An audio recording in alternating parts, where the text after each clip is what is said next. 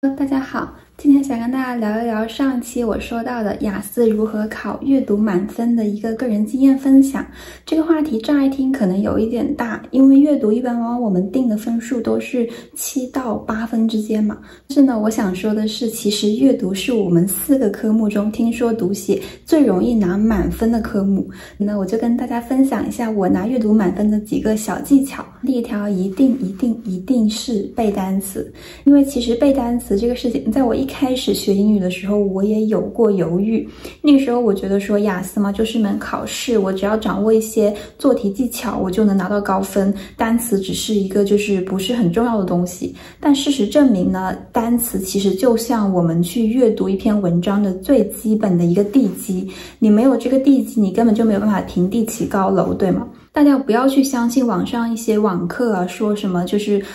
你不需要掌握太多的单词，你只需要就是掌握一些做题技巧，你就是连蒙带猜，你雅思阅读也能拿一个很高的分数。或许有这样的一种可能性，但是在这里我们讲的是一个大概率事件。首先我们准备这个考试最主要的目的还是提升我们的阅读能力，对不对？以便我们到国外读书的时候能快速的读懂它的所有的文献，还有我们老师给我们发的所有的教材。首先我推荐一个背单词的软件，这个软件不是任何广告，这个是我自己在当时备考雅思的时候觉得非常实用，并且就是测评了很多款软件下来觉得最好用的软件就是这个。因为什么？它里面有一些关于雅思阅读的核心词汇单词本，比如说这个，还有这个。大家阶段大家可以先选择1到2本词汇本，那么就此来进行一个基础单词的背诵。用单词的数量呢，我会建议大家一天至少背50个单词左右，因为雅思考试往往是一个非常密集型的考试，我们需要在1到2个月或者最多半年以内准备好我们的考试内容，所以大家一定要保证自己每天一个单词的摄入量，一天50个我觉得不是非常多，而且也是可以完成的。那么关于背单词的时间和地点呢，我个人是非常不建议大家就是专门坐在这个书桌前面，然后花比如说1个小时到半个小时的时间来去背单词，因为我觉得这个会对我们的心理上是一个很大的负担。就每天你要想着我要花1个小时或者半个小时坐在桌子前面，就是去记这些单词，我会觉得说压力非常的大，而且我会经常就是比如说坚持个1个星期到2个星期我就会放弃。那么我建议大家怎么样呢？充分利用这个软件的这个1个小节20到30个单词的这个词汇量的区间，大家在自己的一个休闲时间，比如说你在路边等公车的时候，正好有10分钟时间，那么我们就打开这个单词本来背1小节的单词。我会建议大家把这50个单词拆分成比如说3到4个小的这个当日任务量，比如说早上我会趁等车的时间背15到20个单词，那么中午我会在吃饭的时候再背20个单词，那么下午是不是就只剩下10到20个单词要去背了呢？我们也可以选择比如说在睡前我们再来背10到20个单词。当这个软件还有一个很棒的功能，就是一个交互功能，大家可以每天背完这些单词之后再去点这个测试，来测验你是否背得了你真正记得这些单词的意思吗？这个时候你会选一些同义词、近义词，这也会方便你同时去记忆一些跟这个单词有关的近义词。你会发现你做到了举一反三的一个背诵功能。当你去背1个单词的时候，你其实掌握了跟它相近的3个意思的单词。其实做这个交互小游戏的时候，还有一个更棒的功能，就是你会感觉自己像通关一样，每天你都能通过这个测验，你就会感觉比如说当你达到95%或者甚至100%的一个正确率的时候，会非常有成就感。这种成就感呢，也会激励着你继续往下去背新的单词。攻克了单词这个难关之后，下一步是什么呢？相信做过雅思阅读的同学都会发现，最困难的应该就是关于长难句的阅读。因为你会发现这个句子往往又臭又长又绕，你看了半天你都不知道作者到底想表达什么，你也找不到一个核心关键信息。那么我就来说说关于长难句的阅读，我们如何做到一个能力的提升。第一点是你一定要去了解一些基本的句型结构，比如说我们说定语从句 who, that, which 引导的定从，它们的结构你都了解吗？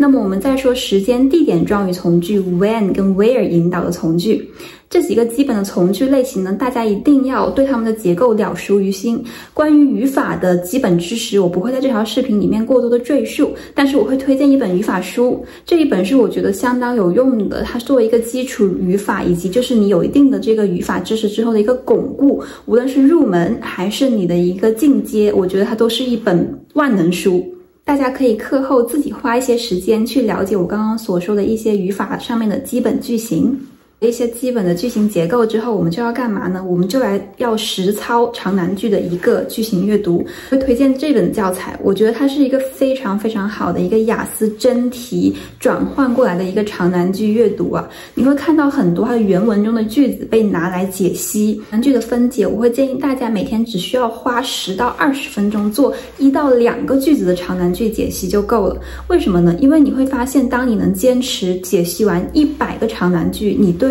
雅思阅读中的长难句基本上就已经了熟于心了。它的套路、它出题的规则以及答案会隐藏在句子中的什么部分，这个时候其实你已经有一个完全的了解了。但是前提是这100个句子，我们一定要花足够的时间跟精力的投入去认真的分析它。首先，我会建议大家在不看任何翻译的情况下，自己先去把这个句子的主干画出来。比如说，一个句子真正的主干意思是哪一句话？那么以及它修饰部分的从句，它究竟要表达怎么样的一个附加内容？大家能快速的画出主干、画出附加句，以及找出它的主语、时间、地点和关键信息。这个时候，你基本上在阅读长难句上的这个能力就已经成功了一半。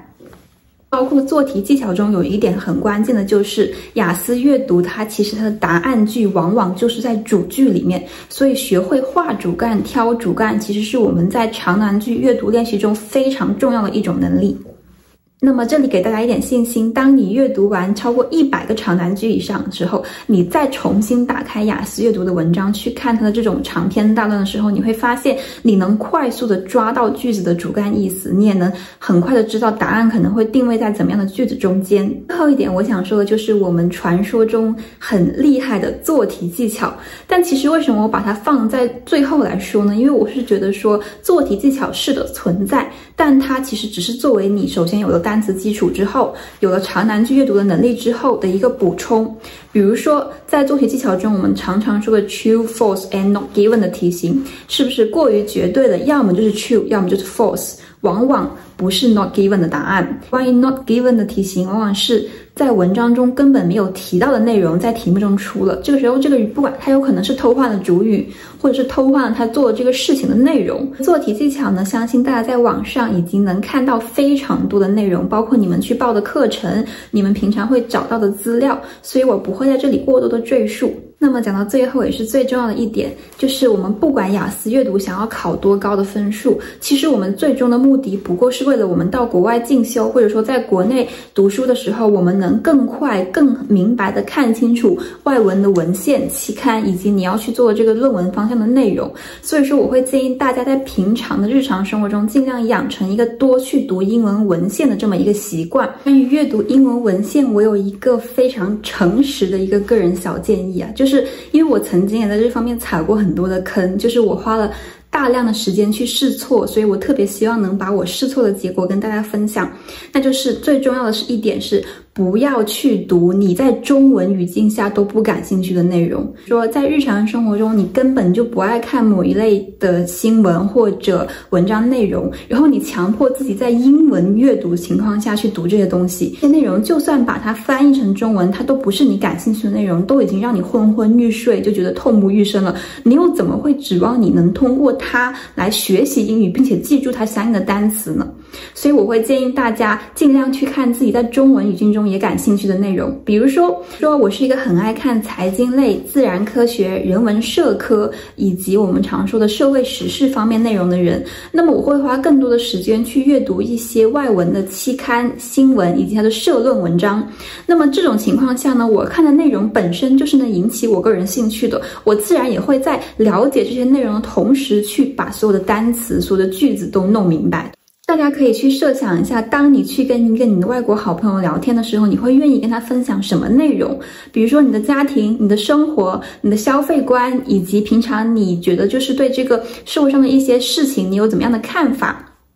关于这些内容，当你想要给别人分享的时候，你自然而然的就需要相关的这个词汇量，对不对？所以说一定要尽量的去读你本身就感兴趣、你乐于去跟别人分享的东西。讲一讲关于阅读英文文献的一个重要关键点，首先是先读标题，标题是最重要的，标题决定了这篇文章讲什么，以及它是围绕怎么样一个主题展开。然后看的是它的摘要，摘要往往涵盖了这篇文章中最重要的信息。当你能快速的浏览并且了解它的摘要在说什么的时候，其实你已经基本上能了解这篇文章的大致内容了。那么其次就是每一段话的段首往往是它的主题句，这个也会在以后我分享关于雅思写作经验的方面来进行一个展开，因为在我们自己的写作中，我们也要把我们要表达的主题意思放在我们的段首。